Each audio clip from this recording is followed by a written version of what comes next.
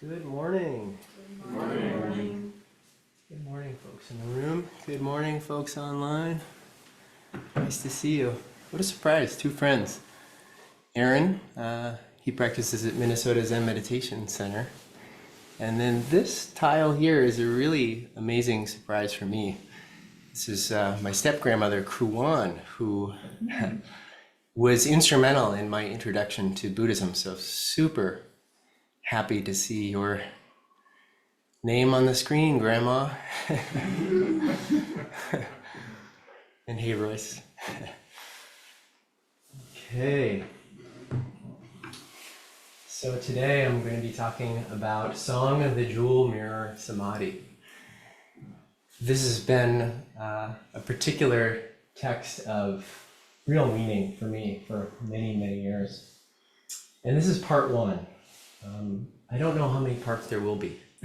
At least two, potentially three. Depends on how much I speak or don't speak, how much time I take up or don't take up. So, to be continued. We'll find out together. So I became interested in Song of the Jewel Mirror before I was ordained. And it was a little over 5 years ago that I became interested in this text. And like many things in Zen, this came to me without much explanation at all. And here at Nebraska Zen Center, we chant this once, sometimes twice a week. So this is in the walls of this Zen Center. Back home, I think perhaps we have only done it once, and that was during a retreat many years ago. So my interest in this sutra was finding it in Minnesota Zen Meditation Center's chant book and reading through it and thinking, this is just strange and beautiful and imagistic and compelling and counterintuitive. And frankly, I really didn't understand much about it at all. I love the imagery of the heron. I love the notion of the stone woman. All of these things were just very compelling to me. And when I was in maybe my mid-20s, somebody had shown me that they had memorized a poem, a random poem, by quoting a significant portion of this while we were engaging in dialogue. And so I was really inspired by that. So I thought, okay, I can memorize poetry. That just seems like a good thing to do with my mind. And I remember telling a teacher at the time that, it's just really helpful. Our minds can be so unruly, and it's so helpful to just have a thing to be able to run through over and over and over and to touch down on. And it sort of reminded me of a puppy, the nature of a puppy with those tiny little needle teeth is to gnaw up everything in the house. But if you give it a chew toy, it's not going to do so much damage. So perhaps that's how I felt about memorizing poetry at the time. It was perhaps a chew toy of mine. So then I stumbled upon the Song of the Jewel Mirror Samadhi.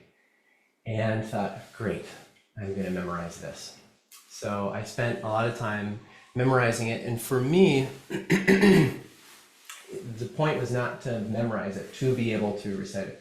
The point was just to feel the words running through me, to hear the words out loud, to feel kind of the power of what's underneath the words. So I spent a lot of time getting to know Song of the Jewel Mirror Samadhi in that way.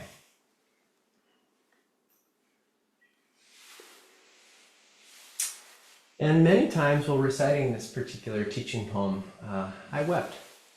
And I don't know where those tears came from, not in a sentimental kind of way, but this poem really moved something in me.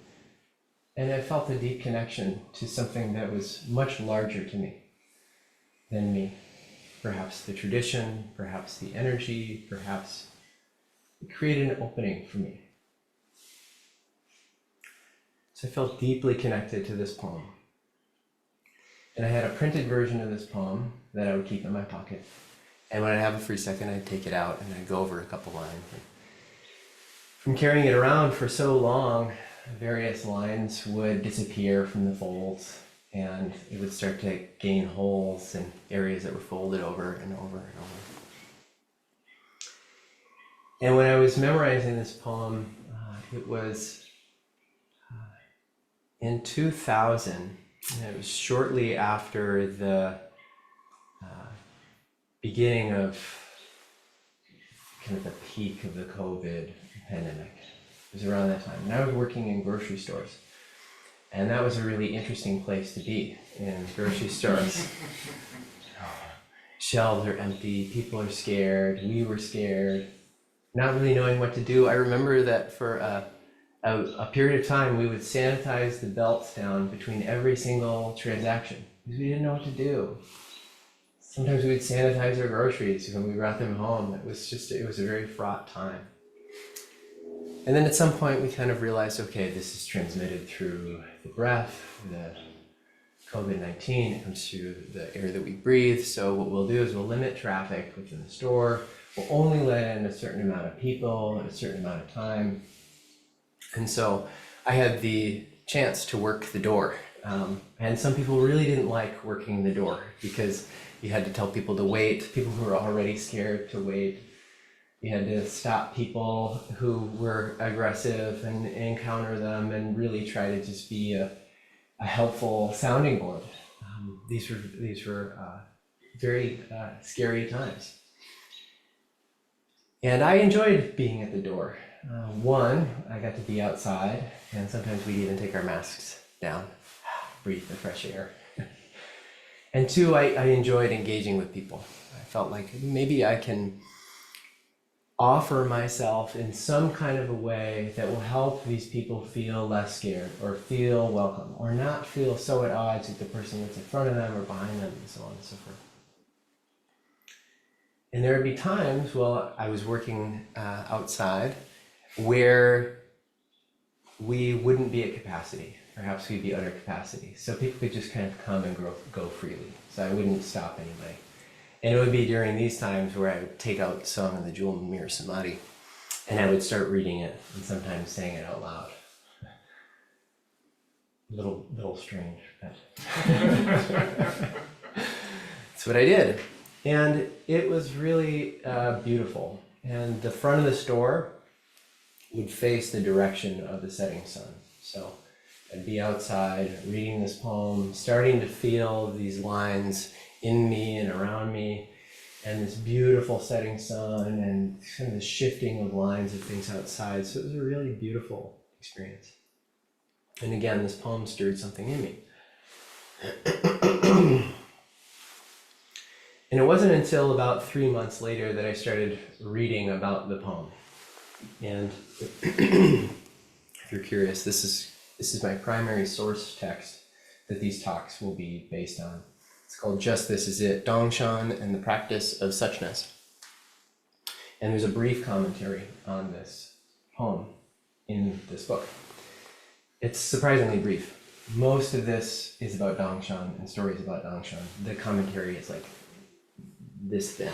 So I'm not aware of a more robust source, but if anybody else is, let us know. And there was a line that really struck me, and this was in Taigen Dan Leighton's introduction to Song of the Jewel Mirror Samadhi.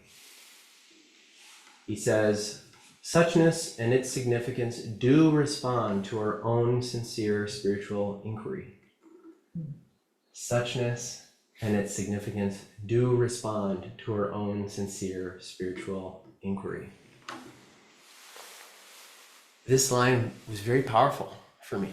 I don't know that I went ahead and read much after that. I think I spent a lot of time with this because it was congruent with my experience. That in the call, there's a response. In the call, there's a response. And that thusness can be engaged with, and it can engage with us. So in July of 2020, I was at my mom's wedding, and so this was around the time where people were encouraged to gather, but outside.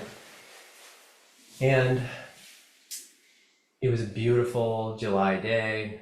It was very sunny. I remember the grass being quite dry, so it was a fairly bright summer. And I was catching up with my sister and her husband, and I was talking about Song of the Jewel Mirror Samadhi. I was really excited about it. So instead of providing, the small updates, like maybe would have been more appropriate in that occasion, like we have this momentous pandemic, how are you doing? I was really interested in talking about Song of the Jewel Mirror Samadhi. And so I was really riffing on this particular line. And I can't imagine, I should actually follow up with my sister and her husband and be like, that was pretty weird, wasn't it? And I'm sure they would say, yeah, absolutely, but we're used to it by now. And so I was explaining this line from Taigen Den Lightning. Suchness and its significance do respond to our own sincere spiritual inquiry. And I was explaining this line and why I was so inspired by it. I reached out and I said, when you reach out to the universe reaches back. And at that exact moment, a large green Japanese beetle landed on my hand.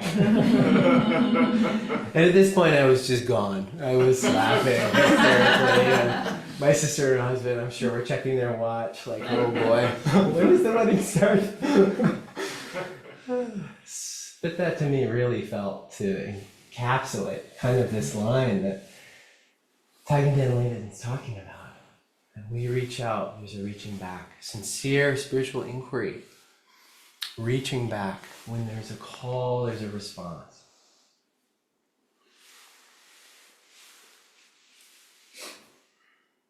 So I've been wanting to teach about the Song of the Jewel Mirror Samadhi for about, since I was first allowed to teach, so maybe for 4 years. But as this poem says, the words were never quite right. And I don't know that the words will be quite right today, this morning, this afternoon. Yes, I know. I don't know that they'll be quite right. But I'm hoping to connect with my own sincere practice, my own sincere engagement. And I hope that that can reach out and touch your sincere practice, your sincere engagement.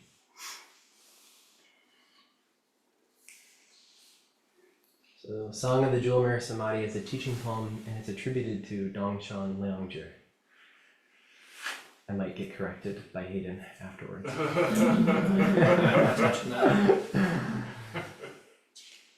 And he was the first ancestor of the Caodong lineage in China. And the Caodong lineage became the Soto lineage in Japan. So Dogen practiced in the Caodong lineage and then brought it back to Japan, Soto Zen, which is the tradition that we practice in. Because I was interested, I made just like a little timeline, just put this in context. So Shakyamuni Buddha lived around 563, 483 BCE. And Mahayana emerged as a distinct school about 500 years after the Buddha. Bodhidharma went from India to China in about 400 to 500 current era. So about 1,000 years after the Buddha. Dongshan was about 300 years after Bodhidharma. And for more context, Eihei Dogen was about 300 years after Dongshan. And here we are, about 800 years after Dogen, practicing together. So the Dharma wheel was set in motion. Sometimes we say with Shakyamuni Buddha. I was having a conversation with some people maybe a few weeks ago, and there are these mythical Buddhas that preceded the Buddha. So, how long has the Dharma wheel been turning?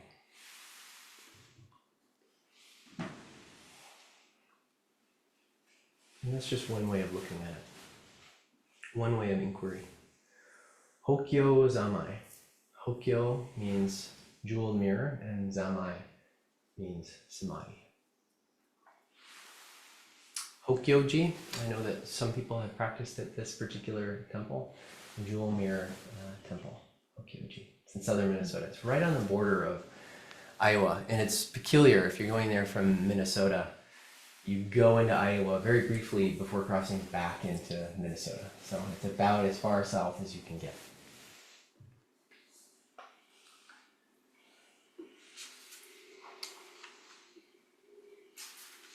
I'm gonna have to be very careful today because this printed double-sided, which is good, but I'm not used to it, so I tend to lose my place, so bear with me.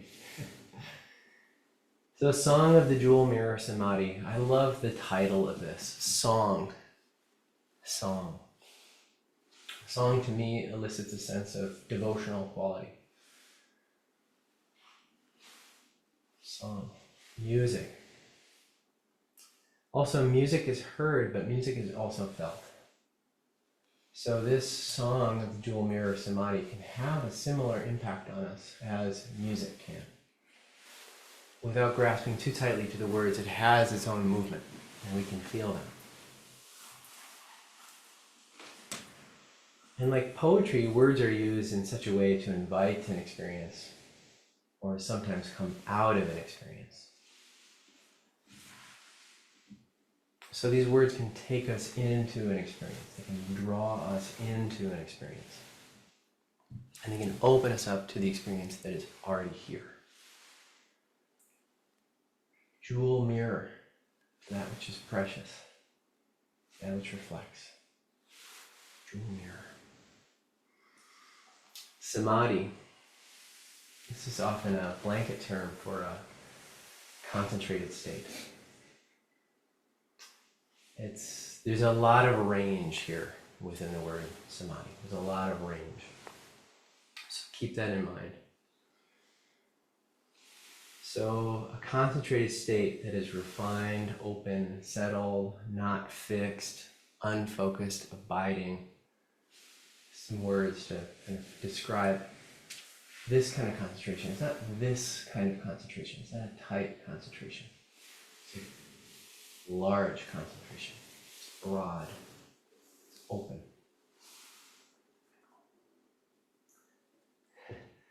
I did a session at Compassionate Ocean Zen Center in Minneapolis, and Gempo Michael O'Neill was talking about Chan and that word coming from jhana, which is referring to concentration. And I asked him I said, thank you so much. I am very interested in this connection.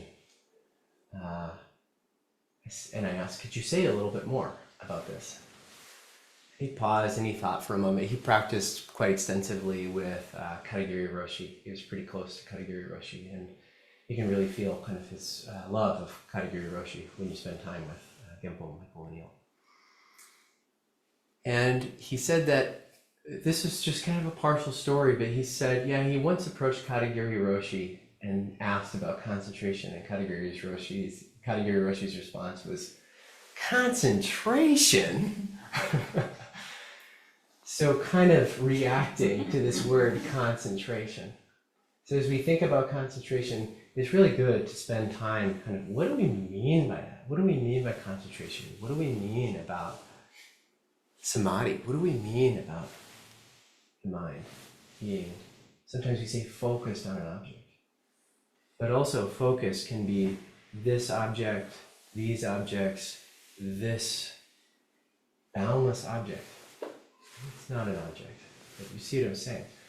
So experimenting with what we know concentration to be, what we know samadhi to be, reevaluating. What is this like? What is here? For me and my practice. By that I mean you, and by that I mean we.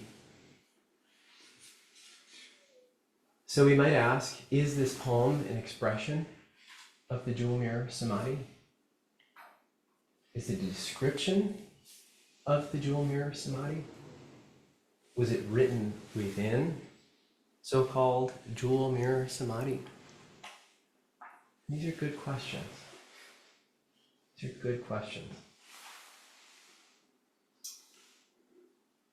We might also ask, how do we express this Jewel Mirror Samadhi?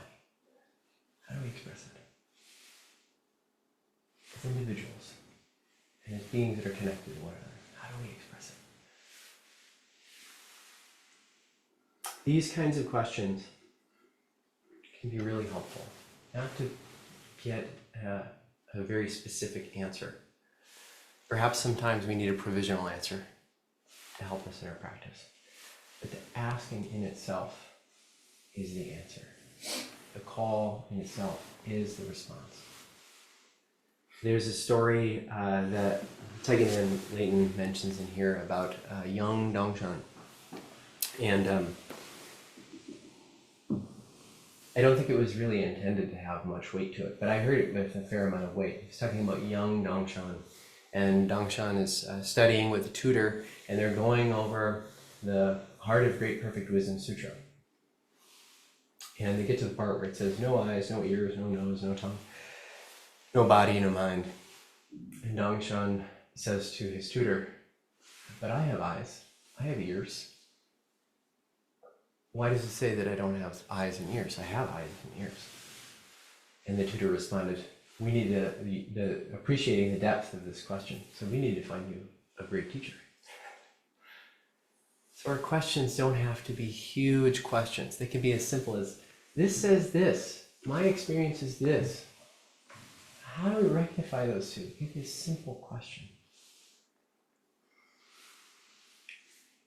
So Dongshan, not afraid to ask the question. This says this, and yet my experience is this. What's that all about? What might be going on here?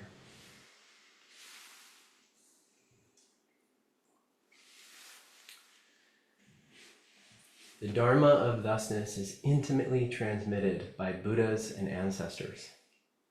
Now you have it. Preserve it well. The Dharma of thusness is intimately transmitted by Buddhas and ancestors. Now you have it. Preserve it well. So there's some discussion around where this poem originated. It's often attributed to Dongshan. However, historians think that it probably was existent before then, and it wasn't recorded until about the 12th century. So there's some kind of uncertainty about where this poem came from, what it was used for. There's discussion that says perhaps this poem was used as a transmission document, that this was at one point used to transmit the teachings of the Dharma. And now it's part of Zen liturgy. It has been since the 12th century. And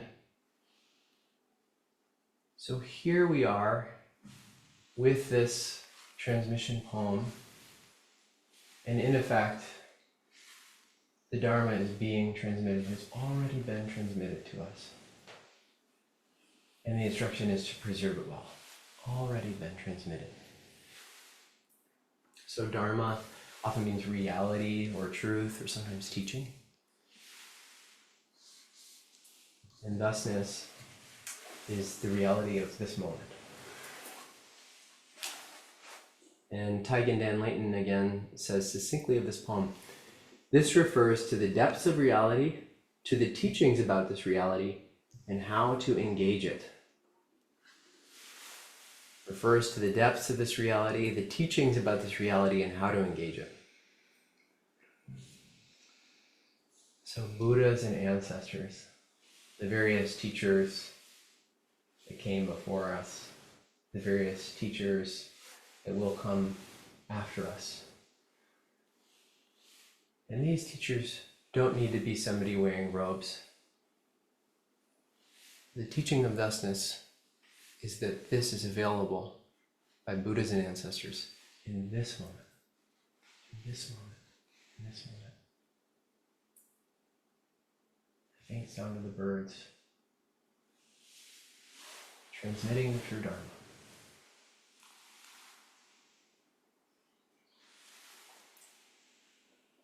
And when we tune in, the Buddhas and ancestors become available to our sincere spiritual search. Become available.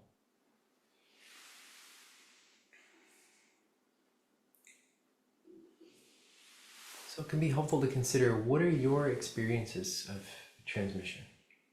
How do you feel that? How do you experience that? How do you familiarize yourself with that? What are your experiences?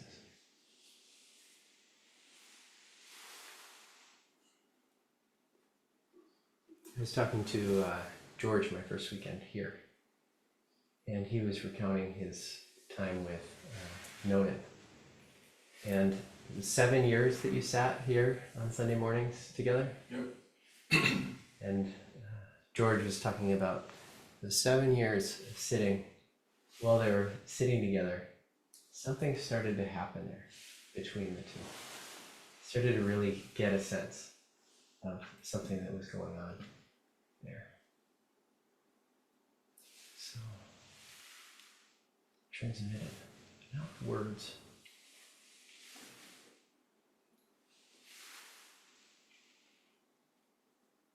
In this tradition, we often talk about intimate transmission. Sometimes it's talked about as warm hand to warm hand. Warm hand to warm hand. And I like to think about intimacy as relationship. And relationship, I don't know if you've noticed, is not always easy. Relationship is not always easy. And relationship requires our participation. It requires it. So this intimate transmission requires our participation. It requires us to engage. It requires us to listen deeply, to respond, to hear, to dance.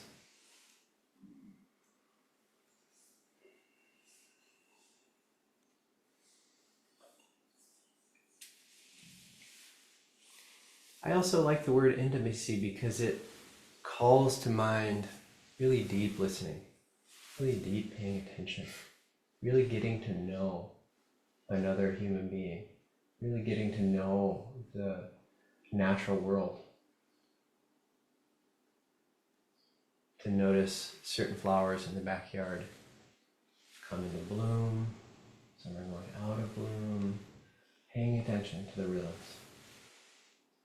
Paying attention to what's happening in this open kind of way, and getting to know how to respond requires our participation.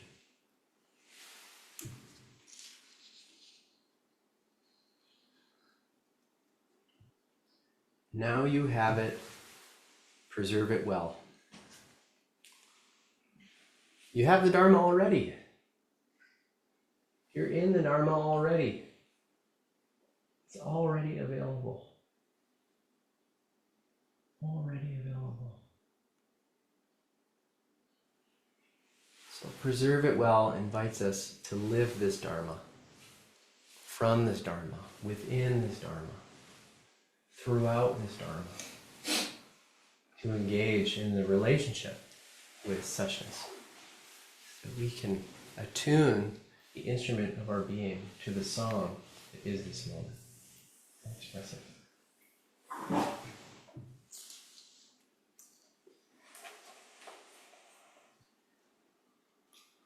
This made me think about the Fukan Zazengi, where Dogen talks about after completing Zazen, standing up, moving slowly and quietly, calmly and deliberately. Preserving, transitioning from sitting to standing to walking to speaking.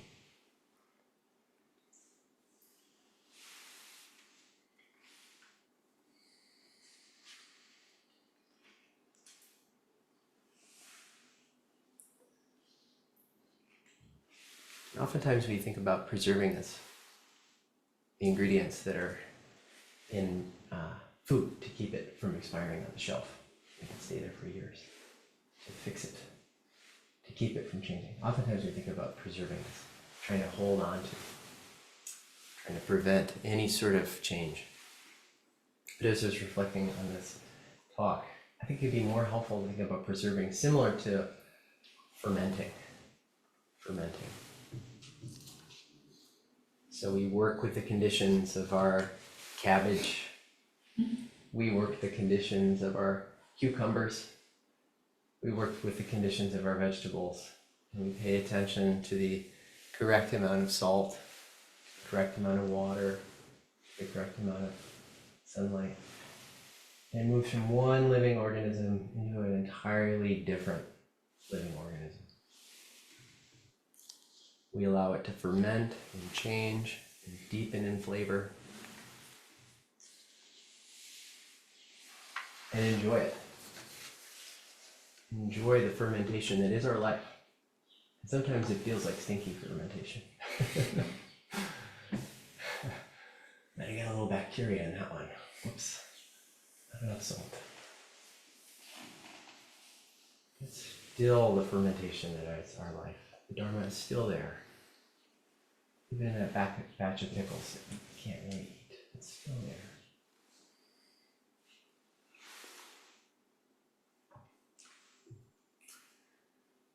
A silver bowl filled with snow, a heron hiding in the moonlight. Taken as similar, they are not the same, not distinguished, their places are known. First and foremost, I love the imagery of nature here. There's something about the imagery of nature that is very evocative. I think it's because we are nature. We have arisen within nature. We will return to nature.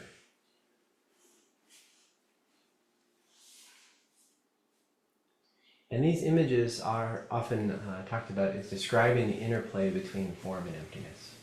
The interplay between form and emptiness. So a heron hidden in the moonlight, a silver bowl filled with snow. The heron, the moon, which is which, depending on where you focus. It's the moon, depending on where you focus, it's the heron. And sometimes the interplay, the intermingling of form and emptiness. A silver bowl filled with snow. White snow, silver bowl, reflected everywhere. The distinction between the snow, the distinction between the bowl becomes mixed. And we experience this. We sit in Zazen. We move through nature. And in our own way, we experience a sense of the heron hiding in the moonlight. Oh, I thought it was just heron. There's the moon. I thought it was just me here. Now it's this room. And it's all these beings. It's this distinction between form and emptiness, being blurred.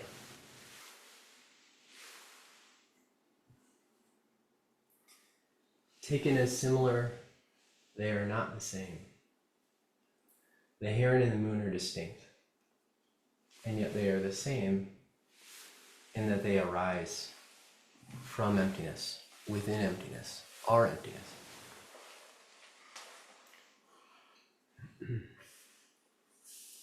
The undiscriminative mind allows this natural mixing. We have these experiences, whether it's with a young child, or a sunset, or an animal, sometimes even profound grief. The intermingling between here and out there begins to become blurred. And this tradition teaches us that we can live from this place. Live from this place of emptiness, which is this very world. Which does not mean that things are always going to be pleasant. That's just not the nature of the world that we're in. The condition that we have. But it can allow us to experience our lives in a much bigger way.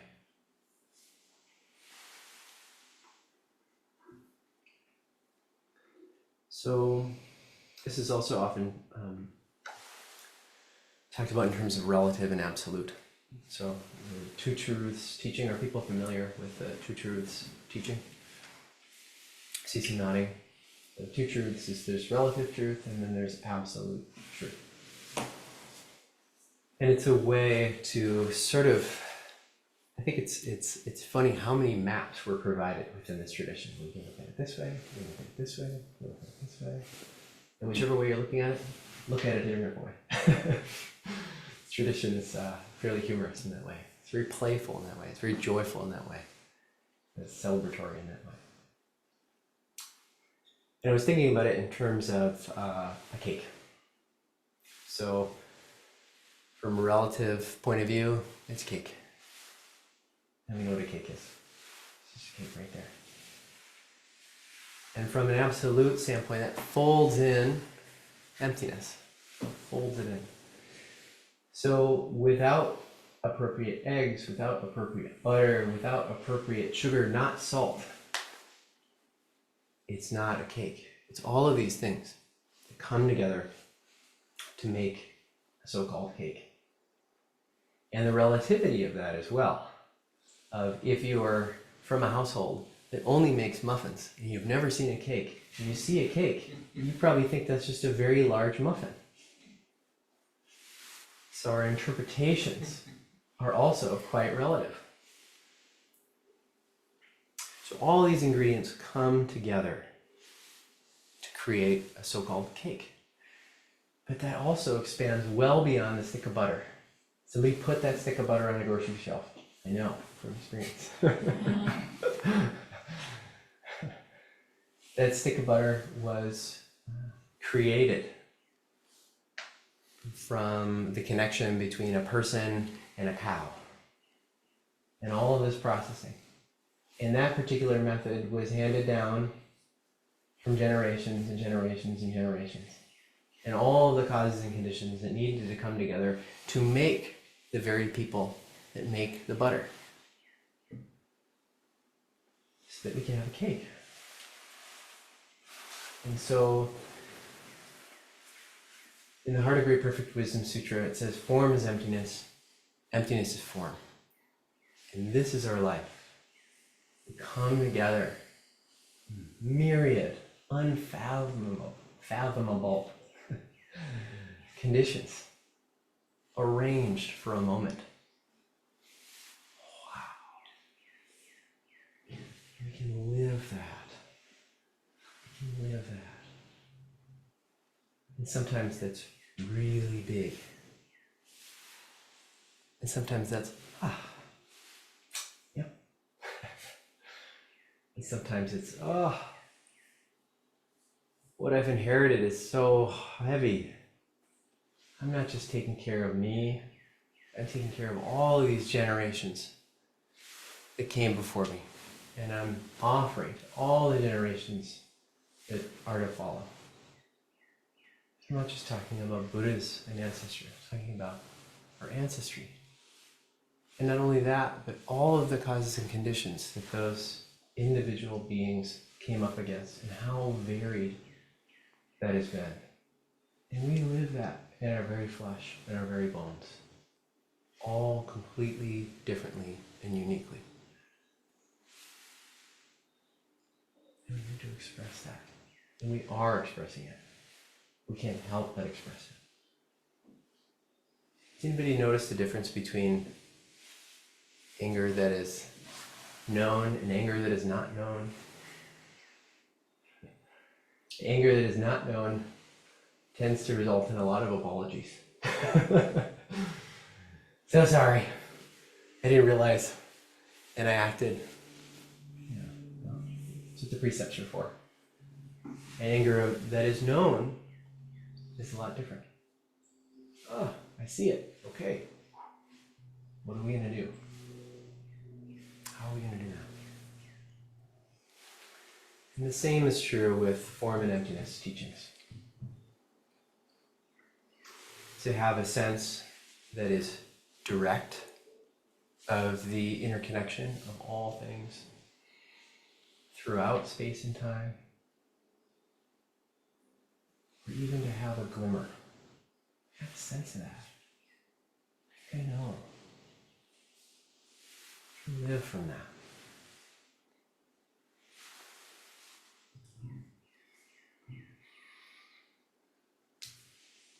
Dan, can you tell me?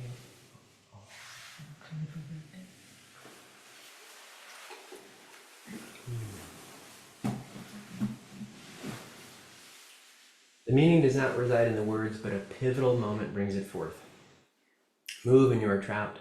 Miss and you fall into doubt and vacillation. Does anybody have an experience of sitting on their meditation cushion and trying to recreate an experience that they had yesterday? Yes. Yeah, of course. Many times. Yeah, many times. Meaning does not reside in the words, but a pivotal moment brings it forth.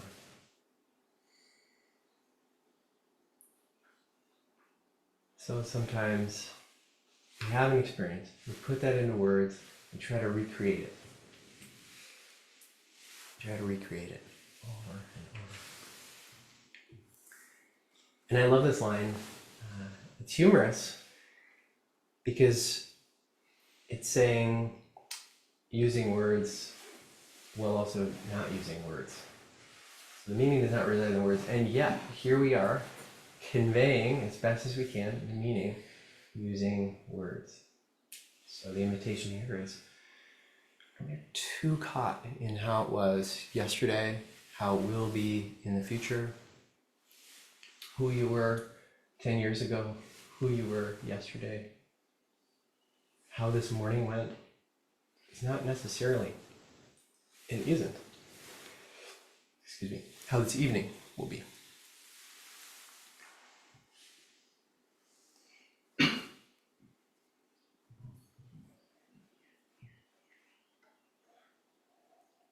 So using words without getting caught in words reminds me of when we're listening to another person speak. If we hear just the words, we'll probably miss the message. But if we hear the words in addition to the way that they're using their voice, in addition to the way that they're moving their body, in addition to what we've known of this person from past experience, what we know that they've been through, what they've been up against, that's a totally different kind of listening. That's words and the whole context of what's happening. So this whole context is what we listen to. Not just the words. You hear the words, you listen to the context. The pivotal moment brings it forth. So what is today's pivotal moment? What is this moment's pivotal moment? Not last year's. We all know what it's like to state chase. It's a desperate game. What's this pivotal moment?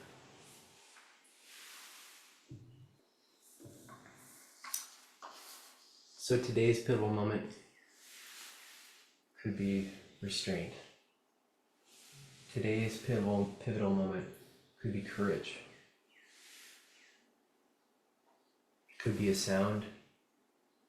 It could be an image. It could be a memory. What is this moment's pivotal moment for you?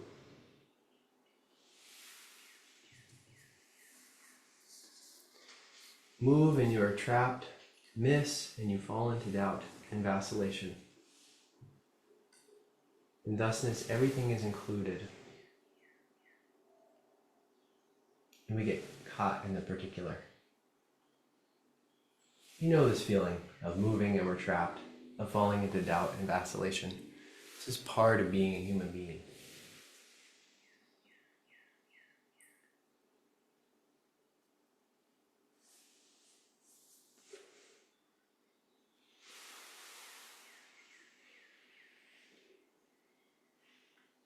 So if there's a you and a thing, those two can be opposed.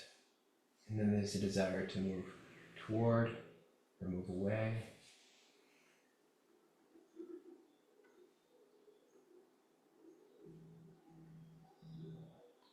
here it is.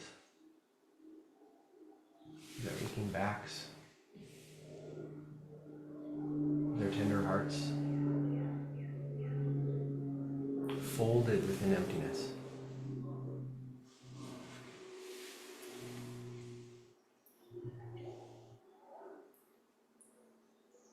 So when we find moments of attempting to move and we're trapped, falling into doubt and vacillation, perhaps we can recall, I believe it was within the last couple of weeks, Daishin was talking about the Fukan Zazengi. Do not doubt the true dragon. Do not doubt the true dragon. Sometimes there are moments like, oh, here's the true dragon right here. And sometimes there are moments of moving, being trapped, missing and falling into doubt and vacillation, where we can recall and have faith in the true dragon. It's here. And doubt and vacillation, we can have compassion for the predicament that we're in as human beings. Quite the predicament. Have you noticed? Compassion for that. It's also a pretty amazing predicament.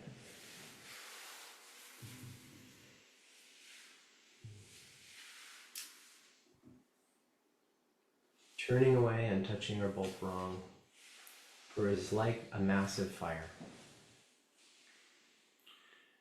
Turning away and touching are both wrong, for it is like a massive fire. A massive fire, all consuming, moving, transforming, everything, constant movement.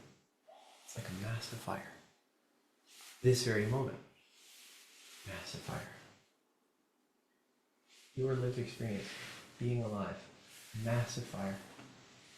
Beautiful, heart-aching dance between form and emptiness, the interplay.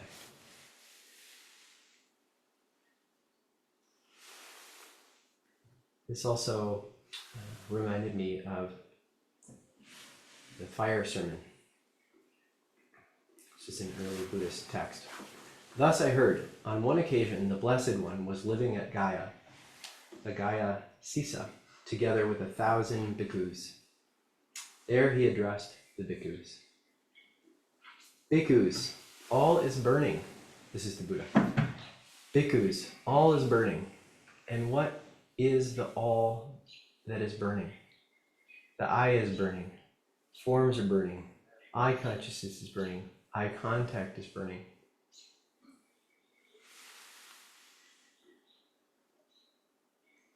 I say it is burning with birth, aging, and death, with sorrows, with lamentations, with pains, with griefs, with despairs. The Buddha describing the human experience, all is burning. And these teachings show us that suffering isn't the whole story. It's not the whole story. As human beings, we suffer. Jobs change, people change, circumstances change.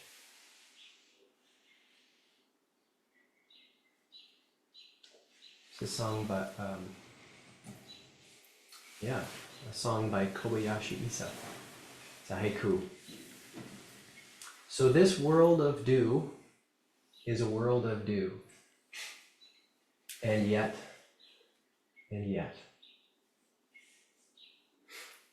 So this world of dew is a world of dew.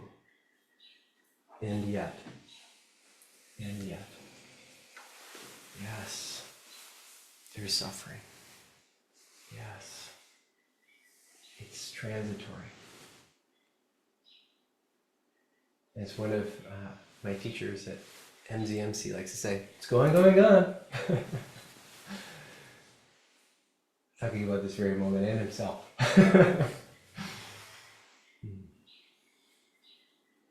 And this haiku was composed by Isa 1 month after the passing of his daughter.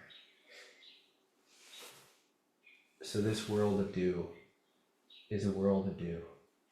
And yet, that's not the whole story.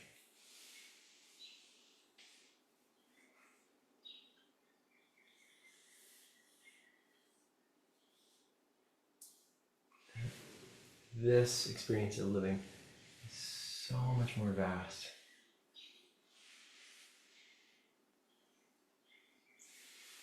than we can conceive. So much bigger.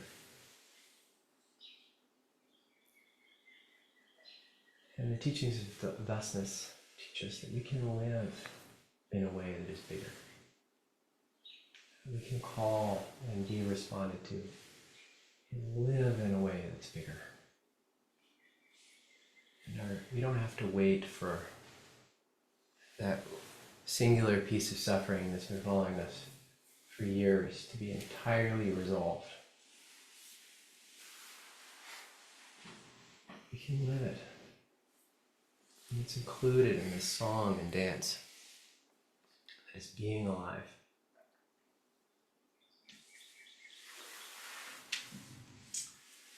Just to portray it in literary form is to stain it with defilement.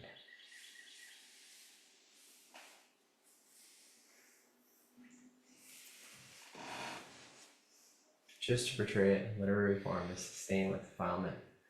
Again, fairly humorous. That's what we're doing. Where you take our experience, and to understand our experience, we portray it. And that's not the whole thing. We get confused, we puff up, we shrink down. We think things are one way only to find out that they were a different way all along. So this line asks us to keep clarifying the moment. Are we sure? Can we let things be new? Can we let ourselves be new? Can we let our loved ones be new?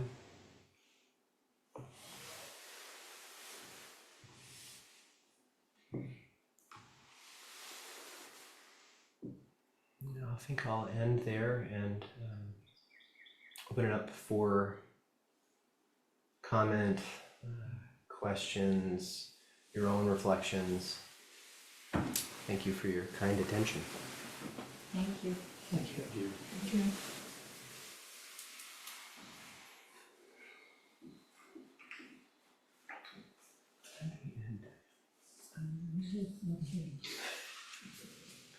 Maybe we can have one or two brief comments. It was very kind of you to whisper that. Well, nobody probably told you. This is your chance. We get to learn from each other. Yeah. Your song of Hi, this is Sarah. Tara. That's all right.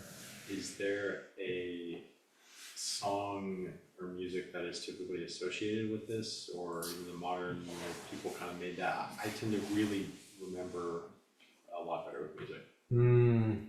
Yeah, that's a good question. So there is some question about, was this originally part of sort of maybe a musical arrangement? Was it perhaps sung? And we don't know. So it's possible. It's possible. Now, do you read poetry? Yeah. You do. So as you know from reading poetry, the emphasis on which word changes the meaning entirely. The rhythm with which each word is spoken changes the meaning entirely. And so I would suggest finding your song and engage with that song and express it. And we'll all dance. I imagine the Chinese too. I mean, this is like 3 levels of translation, right? So I imagine in the, is it Chinese or Japanese? Chinese. Yeah, it's just, I mean, I imagine this is completely different. Like you said, timbre, everything. It's so subtle. The characters mean something complex and different than the literal. So yeah, probably. But yeah. Yeah, very good. Thank you. Yeah, I think you're completely right. Thank you. Okay, well, we can end there. And continue on. And continue out there, yeah. I went over. Let's see, any announcements? Zen Center's closed tomorrow for Memorial Day. Next week, Jikan will be talking to us again at the Dharma talk on Song of Jewel Mirror. The following week, I think Daishin will be coming in by Zoom. Is that right? No, I think we've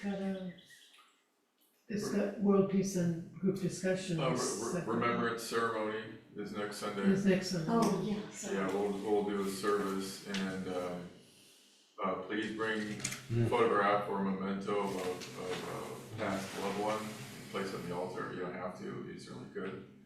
And then as part of the service, we will, and if you're comfortable in doing so, we'll go around and say the name of a loved one. It can be a person and or pet.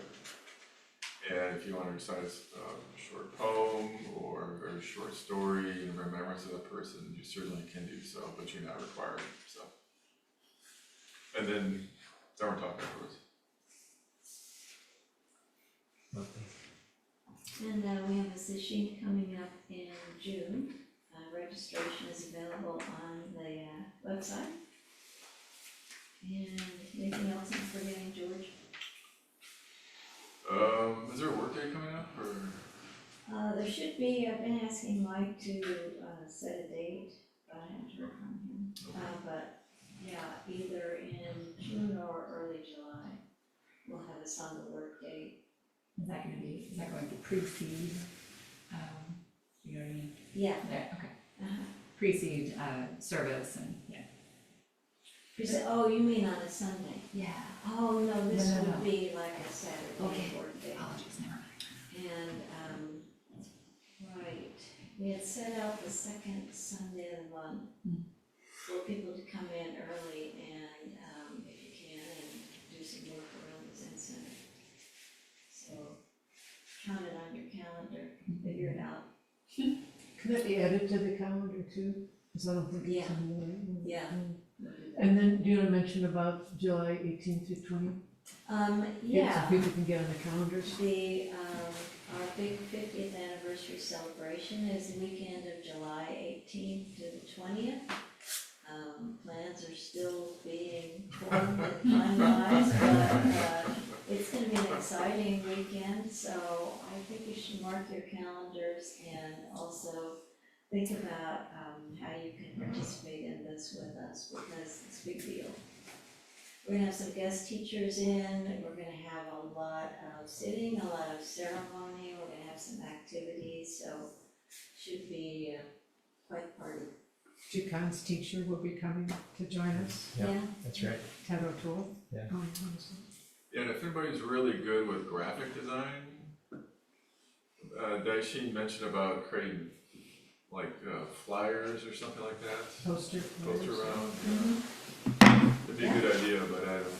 Right, if anybody has that talent, Yeah. come forward.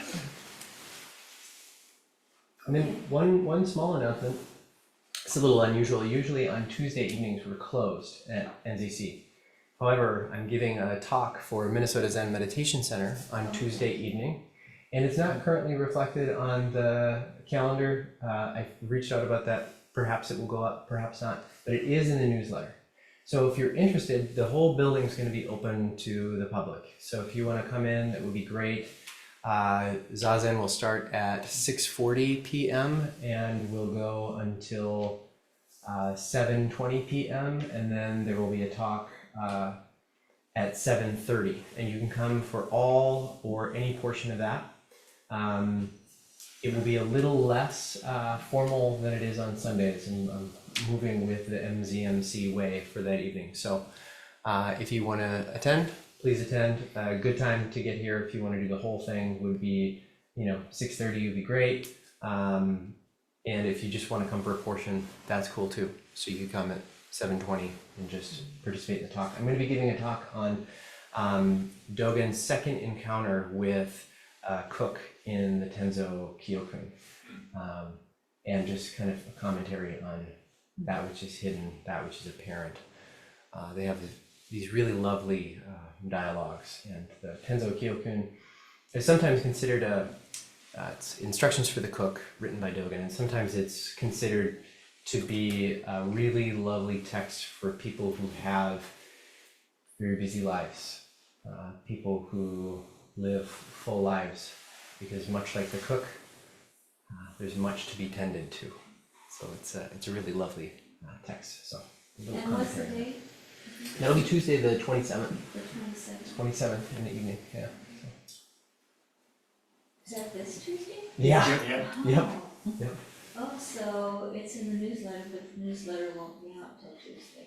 And it's in the previous Yeah, I newsletter think too. Yeah. I'm reading about it. Oh, okay. Yeah. Yep. Yep. It's just not on the calendar, so. And it's just a one-off. I mean, there may be another time. Exactly, but it's- yep. Right now, it's, It's a one-off. thanks for that. Will it be on Zoom? It will also be on Zoom. Great question.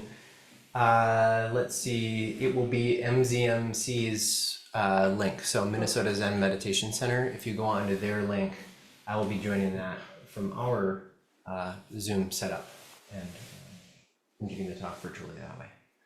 So yeah, thank you. Do you want to fold origami afterwards? Oh, yeah, for a few minutes, yeah. Okay, that's fine. Yeah, everybody wants to know how to fold a paper crane. Oh, cool. I just had a couple of specific questions, Oh, you did? because Okay, I've been that's working on it. Okay, that's fine. But yeah, please join us if you're interested. Yeah, where are you two gonna be? Kitchen maybe, like that, Yeah, probably kitchen table. yeah. Mm. So for $100 donation, Nebraska.